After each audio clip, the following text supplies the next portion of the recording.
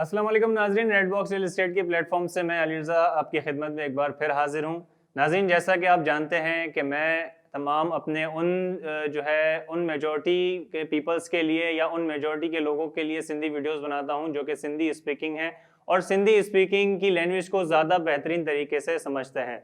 तो नाज़रीन, आज हमारी वीडियो बनाने का जो मकसद है वो कोई सोसाइटी की ब्रीफिंग नहीं है या कोई अंडर डेवलपमेंट जो सोसाइटीज़ वगैरह आ रही हैं या जो प्रोजेक्ट्स आ रहे हैं उसके हवाले से नहीं है, बल्कि आज हमारा जो टॉपिक है वो बहुत अहम मुद्दा है, जिसके लिए हमने आज जो है रियल एस्टेट एक्सपर्ट को इनवाइट किया है, जनाब शकील अनवर कमाल साहब को। और इनको आज हमने मदऊ किया है, हमें जो है कंस्ट्रक्शन के बारे में थोड़ी सी ब्रीफिंग देंगे और जो हम मसले मसाइल फेस करते हैं कराची के अंदर कंस्ट्रक्शन के हवाले से, उनके हवाले से भी इनके बारे में जो है जानेंगे। अस्सलाम वालेकुम सर, क्या हाल है आपके और कैसे मिजाज हैं आपके? वालेकुम सलाम। Thank you Ali Raza. I am fine, thank you.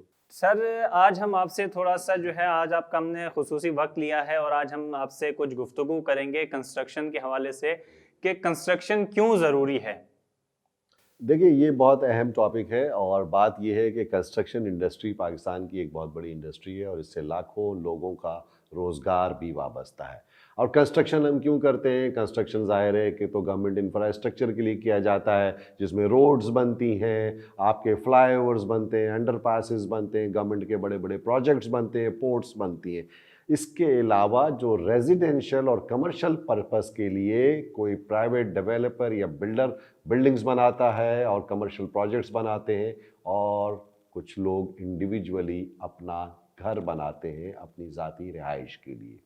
ये सारे कंस्ट्रक्शन के फेजेस हैं जिसके अंदर पाकिस्तान में और दुनिया भर में इसी तरह से काम होता है। अब जहाँ तक रह गई इस इंडस्ट्री की अहमियत की, तो मैं आपको पहले बता चुका हूँ कि लाखों लोगों का ना सिर्फ रोज़गार वाबस्ता है, बल्कि हर इंसान की ये ख्वाहिश होती है कि वो एक अपना छोटा सा ही सही घर बनाए, और उसके लिए उसको एक कंस्ट्रक्शन के लिए जो भी इस मराहिल से गुज़रता है वो मराहिल आपके सामने हैं। हम उनके ऊपर भी गुफ्तगू करेंगे। और मैं समझता हूँ कि construction is a very important phase of our life, और हम डायरेक्टली और इनडायरेक्टली कहीं ना कहीं इस फेज़ से गुजरते हैं ज़िंदगी के अंदर। बिल्कुल सर। सर, जिस तरह के आपने हमें कंस्ट्रक्शन के बारे में आगाह किया, ब्रीफिंग दी, सर मेरा एक मेन क्वेश्चन आपसे ये है कि अगर हम कराची में देखें तो अब जो कंस्ट्रक्शन हो रही है बनिस्बत एक पुराने टाइम के और पुराने वक्त के हिसाब से, अब जो कंस्ट्रक्शन कराची के अंदर हो रही है, चाहे वो एक सिंगल स्टोरी यूनिट के घर की हो या एक बिल्डिंग की हो, इमारत की हो, तो सर इसमें हमें काफ़ी ज़्यादा प्रॉब्लम्स जो है वो फेस करनी होती हैं। जैसे कि कुछ ही टाइम के बाद वहाँ पे काफ़ी ज़्यादा जो है मसले मसाइल हमारे जो है लोगों को, आवाम को जो है दरकार हो जाते हैं। जैसे कि सबसे बड़ा मसला हमारे पास लीकेज आ जाता है या घर के अंदर जो डिज़ाइंस हैं वो ख़राब होने लग जाते हैं। इस हवाले से आप हमें थोड़ा सा आगाह करेंगे। देखिए, मसला ये है, इसकी वजूहात तो बहुत सारी हैं, लेकिन मैं इस मुख्तसर से वक्त में आपको थोड़ा सा ये बता दूं कि कंस्ट्रक्शन इंडस्ट्री के अंदर जो कंस्ट्रक्शन कराते हैं, हम तामीरात जब भी करते हैं, चाहे वो छोटी तामीर कर रहे हो घर की या बड़ी तामीरात कर रहे हो, सब में मोर और लेस सेम प्रॉब्लम्स ही होते हैं। अब वो प्रॉब्लम्स लोग फेस करते हैं इसलिए कि लोगों की नॉलेज नहीं है, लोगों को अवेयरनेस नहीं है। दूसरी इंपॉर्टेंट बात, जो बिल्डिंग कंट्रोल अथॉरिटीज़ हैं, जो डिज़ाइंस वो पास करती हैं, उसके मुताबिक घर बनते नहीं हैं, बल्कि घर एक्सेस बनते हैं और लोग एक्स्ट्रा लैंड भी वो कर रहे होते हैं, जिसकी वजह से उनको मुश्किलात का सामना भी करना पड़ता है। फिर जो सबसे अहम मसला है मेरे भाई, वो ये है कि एक आपको घर बनवाना है अपना, आपके पास ज़ाहिर है उसकी नॉलेज नहीं है, इतनी ज़्यादा उसका एक्सपीरियंस नहीं है आपके पास, तो आप लामहला किसी ठेकेदार से रब्ता करते हैं, किसी घर बनाने वाले से रब्ता करते हैं, और वो आपको जैसा तैसा अगर घर बना के दे देता है, तो आप उस वक्त तो उसको नया घर होता है, खुशी खुशी रहते हैं। बाद में उसमें जो मसाइल निकलते हैं साल भर के बाद, 1.5 साल 2 साल के अंदर, तो आपको अंदाज़ा होता है कि क्या क्या खामियां, क्या क्या कमियां थी इस घर के अंदर, जो अब वो भर के निकल के आ रही है। नेचुरली जैसा आपने कहा कि सीपेज आ जाती है, कहीं वॉल क्रैक्स करना शुरू हो जाती है, कहीं डिज़ाइनिंग के अंदर फॉल्ट आ जाता है, कोई आर्किटेक्ट के अंदर प्रॉब्लम होता है, जिसकी वजह से ये सारे मसाइल बार बार आते हैं। अब उन मसाइल को कैसे हल किया जाए? ठीक है, क्योंकि यहाँ तो एक अनप्रोफेशनल लोगों का एक एनवायरनमेंट है, जो कि जिसका दिल जो समझता है, जो एक घर बना लेता है, वो समझता है कि मैं बहुत अच्छा घर बनाने वाला बन गया हूँ, मेरा तजुर्बा हो गया है। एक राजमिस्त्री निकलता है, वो 4 घर में राज का काम करता है या मेसनरी का काम करता है, वो 4 घर बनाने के बाद जो है ना, वो एक प्रॉपर ठेकेदार बन के उभर के आता है। और वो लोग जो हैं उस अनक्वालिफाइड, अनप्रोफेशनल लोगों से जब घर बनाएंगे तो उसका नतीजा यही निकलेगा। और जो तीसरी अहम बात है वो है, हर आदमी जब घर बनाने जाता है तो एक बजट एलोकेट करता है। वो ये सोचता है कि इस घर बनाने में इतना खर्चा मैं करूंगा या मेरा ये बजट है। तो अब ऑब्वियसली उस बजट में, लो बजट के अंदर वो जब घर बनाने निकलता है तो उसको अनक्वालिफाइड, अनट्रेंड, अनस्किल्ड और इसी तरह के लोग चलते फिरते मिलते हैं जो कि हामी भर लेते हैं कि सर हम बना देंगे आपका घर इतने पैसों में। और वो घर बनाने में जो अखराजात होते हैं वो उससे भी बढ़ जाते हैं और घर की क्वालिटी भी कॉम्प्रोमाइज़ हो जाती है। तो इसीलिए इसमें बहुत ज़्यादा प्राइस के हवाले से लोग सोचते हैं कि जी कॉस्ट इफ़ेक्टिव नहीं है अगर, तो हमारा घर कैसे बनेगा। भाई मैंने जब अपना घर बनाया तो मैंने भी 4 लोगों से, 5 लोगों से कोटेशन ली, फिर एक बजट एलोकेट किया, लामहला उस बजट से एक्सीड कर गया मेरा पैसा जो खर्च हुआ मेरा। लेकिन मुझे पीस ऑफ माइंड इसलिए मिला कि मैंने एक प्रोफेशनल कॉन्ट्रैक्टर को हायर किया, मेरी अपनी समझ थी, मैंने उससे हिसाब से आर्किटेक्ट डिज़ाइन किया, इसी हिसाब से उसको कंसल्टेंसी की मैंने, और फिर कहीं जाकर के एक मुकम्मल घर बना। तो हम सोचते नहीं, आप ज़ाहिर है घर बनाना कोई छोटा काम थोड़ी है। वो कहते हैं कि बेटी की शादी करना और घर बनाना बहुत बड़ा काम है। तो घर बनाना कोई आसान काम नहीं है, इसके लिए आपको बहुत रिसर्च करनी पड़ती है, आपको बहुत मशवरे करने पड़ते हैं, आपको मुख्तलिफ डिज़ाइंस के ऊपर काम करते हैं, फिर उसकी बजटिंग करते हैं, फिर उसकी टाइमलाइन तय करते हैं, आर्किटेक्ट से आप डिज़ाइन करते हैं, फिर उसके BOQs निकालते हैं। अब ये सब कुछ करना एक is a hell of a work, फिर कहीं जाके घर बनता है। अब आप 4 लोगों से कोटेशन लेते हैं कि ये 3000 में बना रहा है, ये 2800 में बना रहा है, अरे ये तो 2500 में बना रहा है, तुम बना दो भाई। आपने SBCA से एक डिज़ाइन पास करा लिया या कोई भी बिल्डिंग कंट्रोल अथॉरिटी से डिज़ाइन पास करा लिया, उसके बाद आपने अपनी रिक्वायरमेंट बता दी, उसने आपको जैसा तैसा घर बना के दे दिया। नहीं, it's a science, construction is a science, और इसको प्रॉपर लोग करने चाहिए। इसके क्वालिफाइड इंजीनियर्स हैं, इसके क्वालिफाइड आर्किटेक्ट्स हैं, इसके क्वालिफाइड प्रोजेक्ट मैनेजर्स हैं जो ये काम करते हैं। That's why people are facing problems. अगर वो क्वालिफाइड लोगों को नहीं करते हैं, नहीं एंगेज करेंगे, तो जाहिर है उनको लामहला प्रॉब्लम्स आएंगी। आज नहीं आएंगी, 2 साल के बाद आएंगी, 1 साल के बाद आएंगी, 3 साल के बाद आएंगी। तो उस वक्त आप कॉस्ट को देखते हैं, उस वक्त आप प्राइस को देखते हैं, उस वक्त आप सस्ते में सौदा कर लेते हैं, लेकिन आगे जाकर के आपका उससे कई गुना ज़्यादा पैसा खर्च हो जाता है उसकी रिपेयर मेंटेनेंस के अंदर। और एक दफ़ा घर बनता है, याद रखिए, लाइफ में एक दफ़ा घर बनाता है कोई भी इंसान, उस वक्त अगर वो सही तरीके से सोच समझ के सही बजट के साथ बनाए तो उसका बहुत अच्छा घर भी बनता है। ऐसा नहीं है कि अच्छे घर नहीं बनते, बहुत अच्छे अच्छे घर बनते। ठीक है सर, बहुत शुक्रिया। सर मेरा एक और क्वेश्चन ये है कि हमारे पास जो प्रॉब्लम्स फेसेस हैं या जो भी हमारी आवाम को फेस है, ऐसे क्या तौर तरीके अपनाए जाएं कि हमें जो है कंस्ट्रक्शन के जो हमारे साथ मतलब कि जो लोग हमारे उसमें कंस्ट्रक्शन में मुलविस होते हैं, जैसे कि इंजीनियर्स हो गए, डिज़ाइनर्स हो गए, तो हमें क्या ऐसा कुछ करना चाहिए जिससे अगर हम एक घर बनाना चाह रहे हैं तो वो एक अच्छे मटेरियल और एक अच्छे तरीके से जो है वो घर बने और हमें आने वाले वक्तों में जो है उससे जो है कोई भी किस्म की तकलीफ या किसी भी किस्म का नुकसान जो है वो फेस ना करना पड़े। देखिए, मैंने आपको अभी पूरी तफसील बता दी, एक तवील तमहीद बांध दिया आपको।